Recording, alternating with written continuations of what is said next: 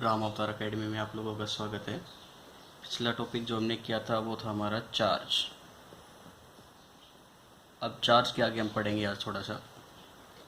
तो बेसिकली हमने बोला था कि flow of charge he electricity का कॉज होता है, और चार्ज फ्लो जिन मटेरियल में करता है उसके हिसाब से हमने मटेरियल को मेनली टू पार्ट्स में डिवाइड किया है।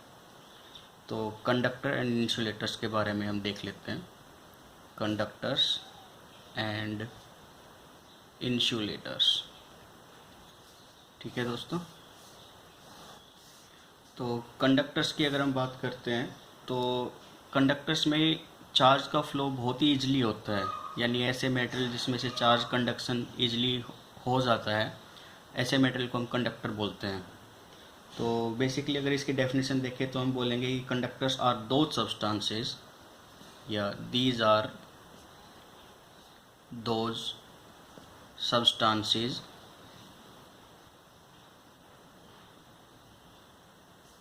which allow electricity to flow through them। Like example में अगर हम देखें तो आपको पता ही है कुछ मेटल्स के बारे में, जैसे कि कॉपर है, एल्यूमिनियम है, कॉपर है, एल्यूमिनियम है, निकल है, एट्सेट्रा। ओके, तो एग्ज़ाम पॉइंट ऑफ व्यू से आपको कुछ पॉइंट्स नोट करने हैं, वो आप देख लीजिए एक बार। वो आपको ये याद रखना पड़ेगा कि मरक्यूरी,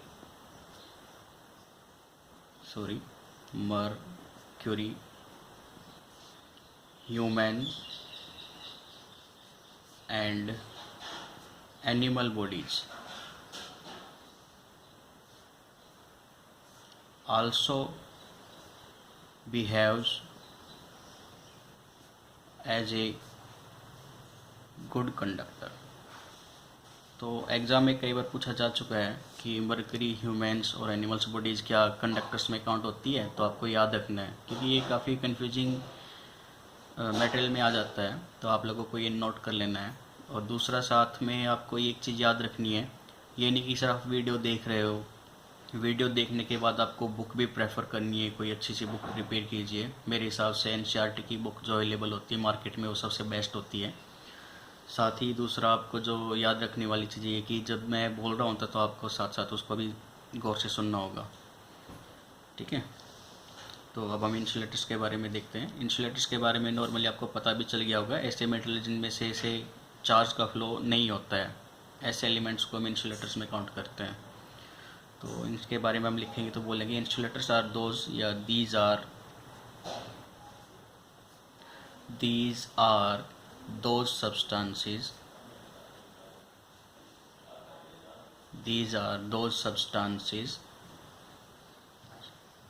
which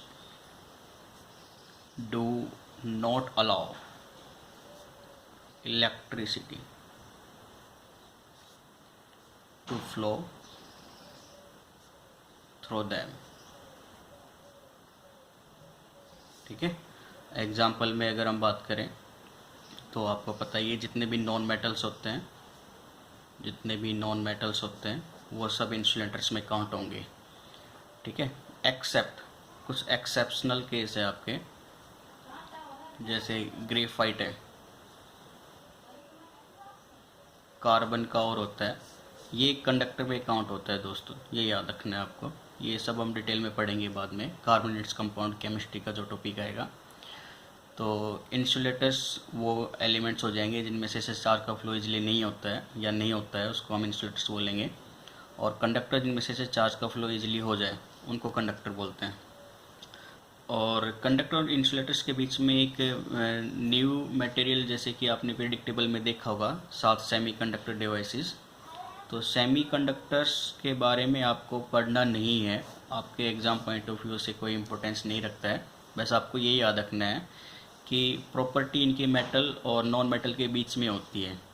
तो हम बोलेंगे semiconductors has property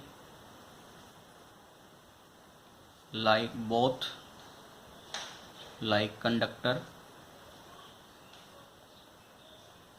and insulators। ठीक है, तो ये कंडक्टर एंड इंसुलेटर्स के बीच में थोड़ा सा जस्ट इंट्रोडक्शन था। अब हम बात करते हैं अपने न्यू टॉपिक इलेक्ट्रिक करंट के बारे में। इलेक्ट्रिक करंट, तो आपने काफ़ी चीज़ों के बारे में सुना होगा, जैसे वाटर करंट है, water current, air current. Water current का मतलब होता है flow of water, flow of water. जैसे आपने नाली में पानी को बहते हुए देखा होगा, एक टंकी से दूसरे टंकी में। जैसे अगर ये एक वाटर टैंक है, ये दूसरा वाटर टैंक है, इसमें इस टैंक के अंदर वाटर लेवल हाई है और इसमें लो है, और अगर मैं इन दोनों को कनेक्ट करूँ किसी पाइप से, तो वाटर का लेवल हायर लेवल से लोअर लेवल की तरफ फ्लो होना शुरू हो जाएगा। आउटसाइड नहीं, थ्रू दी पाइप से बहना शुरू हो जाएगा, और वाटर लेवल तब तक बहेगा जब वाटर तब तक फ्लो करेगा जब तक लेवल इक्वल ना हो जाए। ठीक है, तो ऐसे ही एयर करंट आपने देखा होगा विंटर के मौसम में जो कोल्ड विंड्स होती है, वो नॉर्थ इंडिया की तरफ फ्लो करती है। आपने एसएस में पढ़ा भी होगा ये। तो वाटर करंट और एयर करंट का मतलब होता है, जैसे कि वाटर का मतलब है वाटर फ्लो करना, एयर करंट का मतलब है एयर फ्लो करना। इसी तरह से हमारा ये इलेक्ट्रिक करंट होता है, इलेक्ट्रिक करंट। तो इलेक्ट्रिक करंट में क्या आ जाएगा, flow of charge. Flow of charge, flow of charge ही क्या कैरी करता है, इलेक्ट्रिक करंट। ठीक है, तो इलेक्ट्रिक करंट का मतलब है फ्लो ऑफ चार्ज। तो अब हम जैसे एक छोटा सा इंट्रोडक्शन देखते हैं। अब हम कंडक्टर के अंदर फ्लो ऑफ चार्ज की जब बात कर रहे थे, flow of charge in conductor is due two electrons. कल भी हमने पढ़ा था कि इलेक्ट्रॉन्स के फ्लो होने से ही चार्ज कैरी होता है, इलेक्ट्रॉन के ट्रांसफ़र होने से ही। तो कंडक्टर में जब आपकी करंट फ्लो होगा तो उसका मतलब है उसमें से चार्ज फ्लो हो रहा है, और वो चार्ज किसके फॉर्म में है, इलेक्ट्रॉन्स के फॉर्म में। ठीक है, तो ये मैकेनिज्म आपको थोड़ा सा याद रखना है। तो अगर हम बात करते हैं तो डेफिनेशन ऑफ इलेक्ट्रिक करंट की बात करेंगे मेनली पहले। तो डेफिनेशन हो जाएगी आपकी, जैसे अगर मैं ये कोई कंडक्टर लेता हूँ, इस कंडक्टर में नंबर ऑफ इलेक्ट्रॉन्स मौजूद है। तो मान लो मैं जस्ट ये डायरेक्शन ले लेता हूँ फ्लो ऑफ चार्ज की, फ्लो ऑफ चार्ज को मैं मान लो कैपिटल क्यू से दिखा रहा हूँ। ये मेरा एक क्रॉस सेक्शनल एरिया है। क्रॉस सेक्शनल एरिया का मतलब होता है कि डायमीटर कितना है उस कंडक्टर का जिसमें से वो चार्ज फ्लो कर रहा है। तो करंट की डायरेक्शन क्या हो जाएगी, ये। ठीक है, मान लो मैं इसी कंडक्टर में करंट की डायरेक्शन ये ले रहा हूँ। अभी मैंने इसको कोई बैटरी से कनेक्ट नहीं किया है, तो अभी आप ये एक्सेप्शन मत रखना कि इलेक्ट्रॉन्स के अपोजिट डायरेक्शन में ही करंट की डायरेक्शन होती है। वो हम सब डिटेल में पढ़ेंगे अभी। नॉर्मली बस आपको याद रखना है चार्ज फ्लो कर रहा है किसी क्रॉस सेक्शनल एरिया में से पर यूनिट टाइम, उसी को हम बोलते हैं इलेक्ट्रिक करंट। तो इसकी डेफिनेशन हो जाएगी आपकी, electric current is defined as, electric current is defined as the time rate of flow of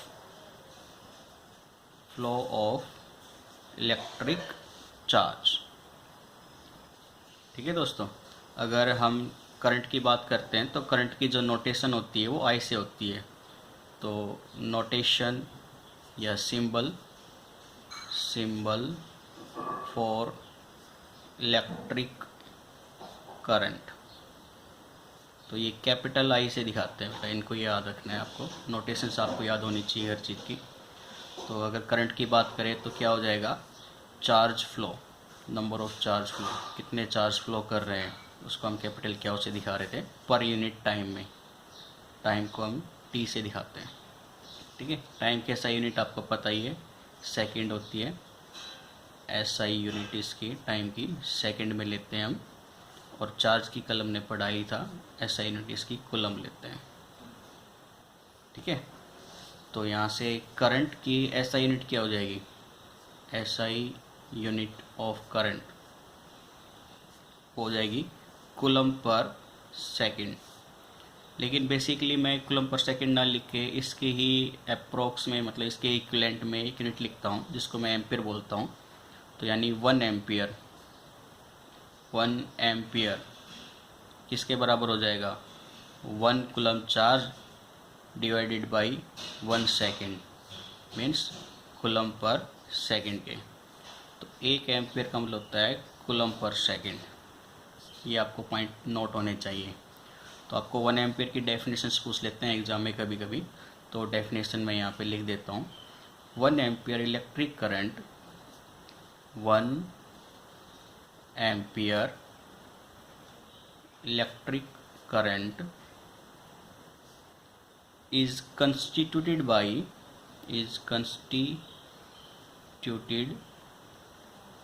by flow of 1 coulomb of charge per second through a cross section of a conductor. ठीक है दोस्तों, ये काफ़ी important है, तो ये definitions आपको याद होनी है एग्जाम पॉइंट ऑफ व्यू के हिसाब से। तो अब हम आगे बात करते हैं डायरेक्शंस ऑफ इलेक्ट्रिक करंट, कि इलेक्ट्रिक करंट की डायरेक्शंस कैसे दिखाते हैं। तो अगला हमारी हेडिंग है डायरेक्शन ऑफ इलेक्ट्रिक करंट। अब मैं जो बोलने जा रहा हूँ उसको थोड़ा गौर से सुनना, वाकई काफ़ी कन्फ्यूजन होती है इस टॉपिक में।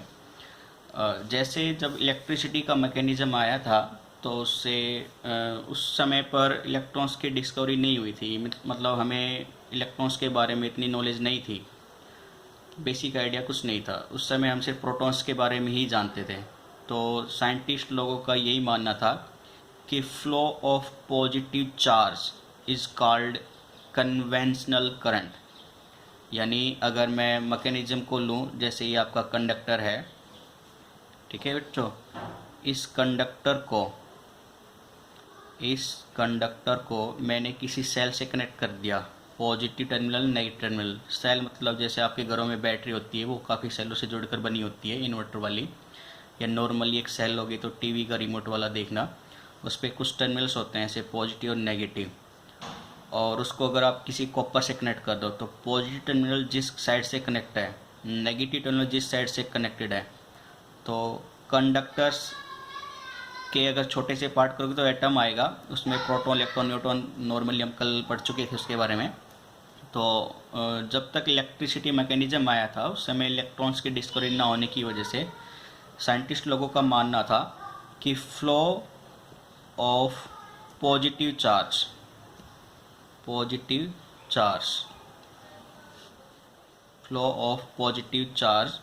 cause electric current and direction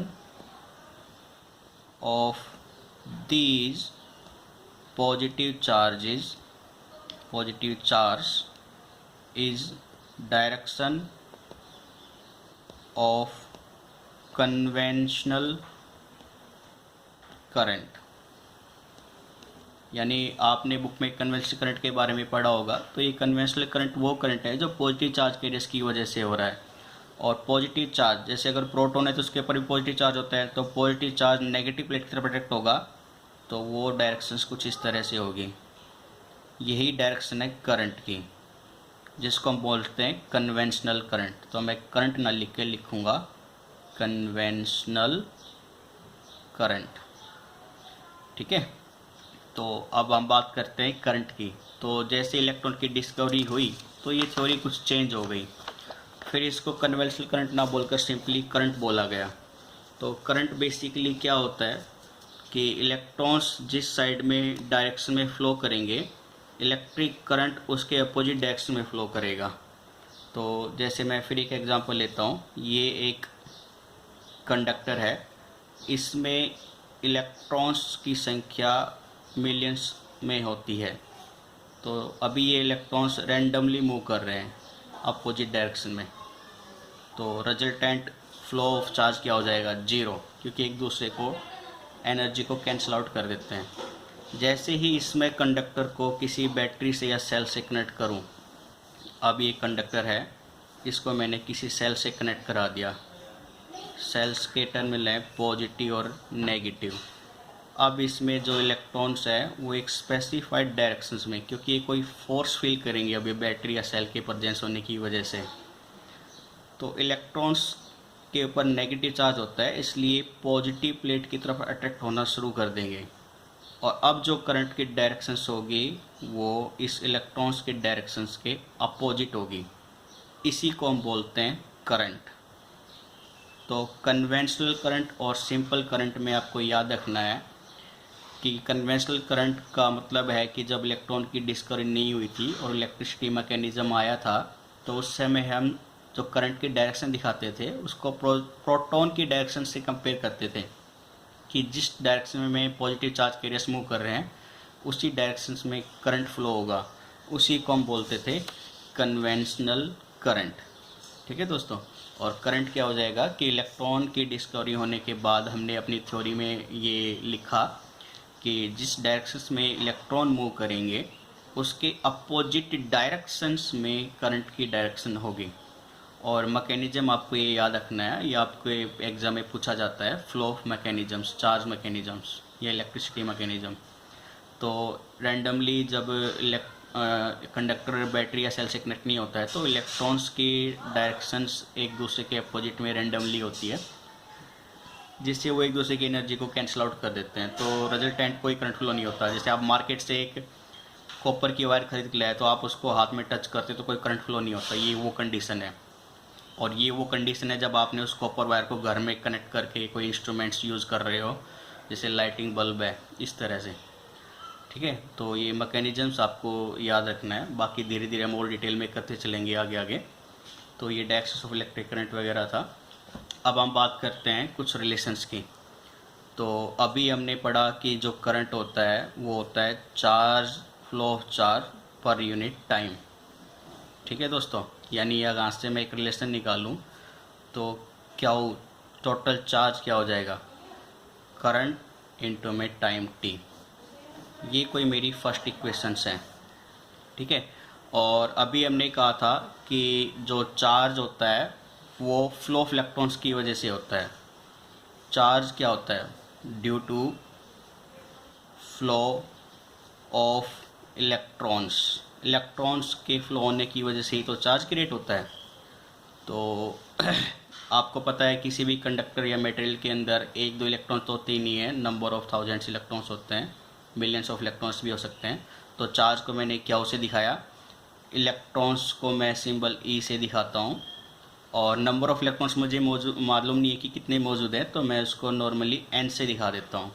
यानी जहाँ पर ये मेरी सेकंड इक्वेशन है, यहाँ पे n है नंबर ऑफ इलेक्ट्रॉन्स, E है चार्ज ऑन इलेक्ट्रॉन। ठीक है, जो की वैल्यू होती है 1.6 इंटू 10⁻⁻19 कूलम। यहाँ पे मैं नेगेटिव पॉजिटिव नहीं लूँगा। नेगेटिव पॉजिटिव फिजिक्स में नेगेटिव पॉजिटिव का फिजिक्स में मेन मतलब होता है कि उसके प्रॉपर्टी के बारे में, ना कि हम कैलकुलेशन जब भी करेंगे तो नेगेटिव पॉजिटिव चार्ज को हम कैलकुलेट नहीं करेंगे। तो अब मैं यहाँ से देखना चाहूँ तो from equation first and second, आपने देखा फर्स्ट इक्वेशन में क्या हो बराबर में आई टी है, सेकंड इक्वेशन में क्या हो बराबर एन ई है। तो यानी मैं दोनों को कंपेयर करूँ तो आई टी बराबर में एन ही हो सकता है। तो आई टी बराबर में एन ई, यानी टोटल इलेक्ट्रिक करंट क्या आएगा, एन ई अपॉन में टाइम टी। ये इक्वेशंस बहुत ही इम्पोर्टेंट है बच्चों, class exam point of view से इस पे काफ़ी न्यूमेरिकल आते हैं। कल का सेशन न्यूमेरिकल के लिए रखेंगे। तो यहाँ पे n है नंबर ऑफ इलेक्ट्रॉन्स, e है चार्ज ऑन इलेक्ट्रॉन्स, t है टाइम जो सेकंड में होता है, I करंट है जिसकी SI यूनिट एम्पियर होती है। ठीक है, तो अब एक पॉइंट और याद रख लेते हैं हम नॉर्मली कि इलेक्ट्रिक करंट को मेजर किससे करते हैं। तो instrument use to measure electric current. एक बार देख लो, छोटा सा टॉपिक है, मेमोरी फुल हो गई है। Instruments use to measure electric current, या एक काम कर लेते हैं, ये हम अगले टॉपिक में जो वीडियो बनाएंगे तो उसमें कवर कर लेंगे। तो मैं आपसे माफ़ी मांगता हूँ, मेमोरी फुल होने की वजह से आपको यहीं पे वीडियो रोकनी पड़ेगी, तो उसके लिए मुझे बड़ा खेद है। तो बाकी का जो भी टॉपिक होगा हम कल करेंगे दोस्तों। ओके, तो प्लीज़ हमारे चैनल को सब्सक्राइब कीजिए, शेयर कीजिए, लाइक कीजिए, और कोई क्वेरी हो तो कमेंट बॉक्स में ज़रूर डालिए। Thank you so much, bye bye. एक बार देख लो, छोटा सा टॉपिक है, मेमोरी फुल हो गई है। Instruments use to measure electric current, या एक काम कर लेते हैं, ये हम अगले टॉपिक में जो वीडियो बनाएंगे तो उसमें कवर कर लेंगे। तो मैं आपसे माफ़ी मांगता हूँ, मेमोरी फुल होने की वजह से आपको यहीं पे वीडियो रोकनी पड़ेगी, तो उसके लिए मुझे बड़ा खेद है। तो बाकी का जो भी टॉपिक होगा हम कल करेंगे दोस्तों। ओके, तो प्लीज़ हमारे चैनल को सब्सक्राइब कीजिए, शेयर कीजिए, लाइक कीजिए, और कोई क्वेरी हो तो कमेंट बॉक्स में ज़रूर डालिए। Thank you so much, bye bye.